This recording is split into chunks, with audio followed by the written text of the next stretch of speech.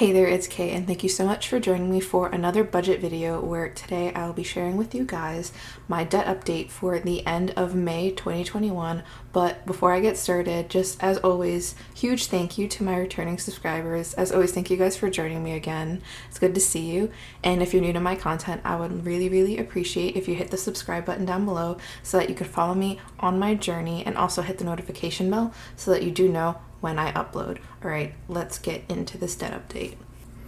All right, so I've just applied a few of these gold flower stickers from this vintage botanicals book that I used when I set up the monthly budget.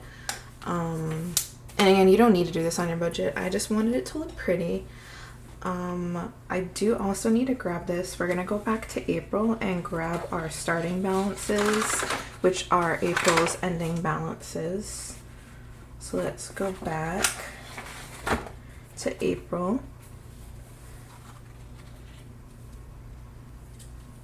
So first I'm actually gonna move my tuition up to the top because it has a fixed due date. It's on auto pay, and the minimum payment is $50, and the starting balance was $10,400. And then Nelnet is my student loan provider, and I have been paying down my student loans. So A is the loan that I did pay off this month, and then we have B, C, D. E was paid off in April, and then we have F and G. And let's see, the total for Nelnet was starting 17,875. Oh no, wait, wrong number.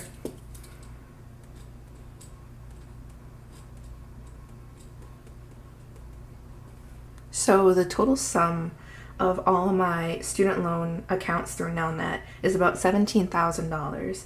And then the way that it breaks down is, let's see, we ended at $611.65 for group A, and then B, these don't have interest on them right now because of the forbearance, so all these balances have just been carrying over.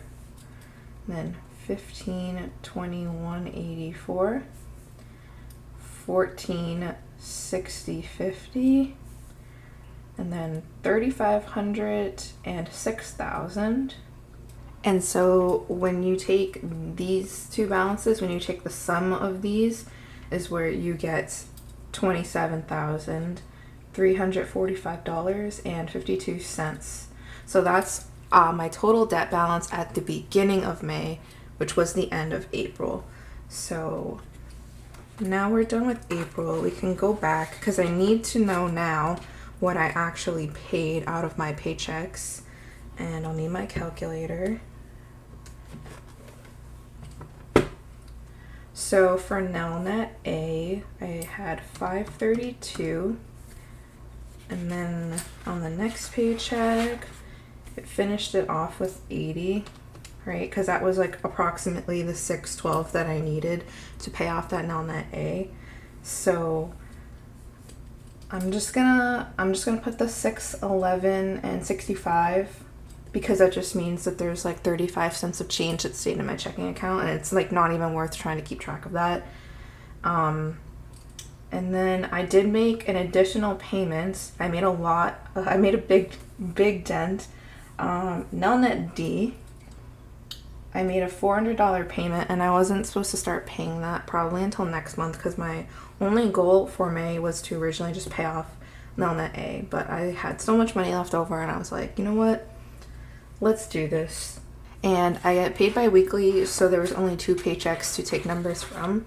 So we're all set with my paycheck budgets.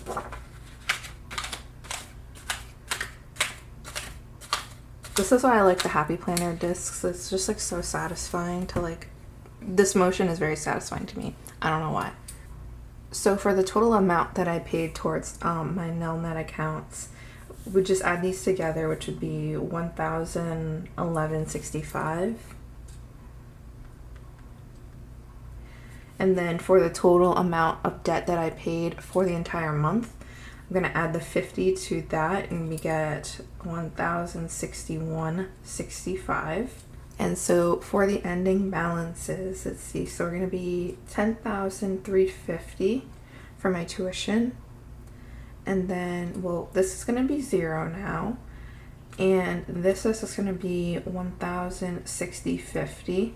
And these numbers are just gonna carry over because there's no interest on them right now. So let's see, we've got 38.51.84 plus 15.21.84 plus 10.60.50 plus 3,500 plus 6,000. So now net total is 15,934.18.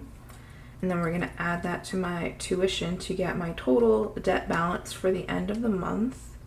Right? No, extra 0, 10,000. Okay.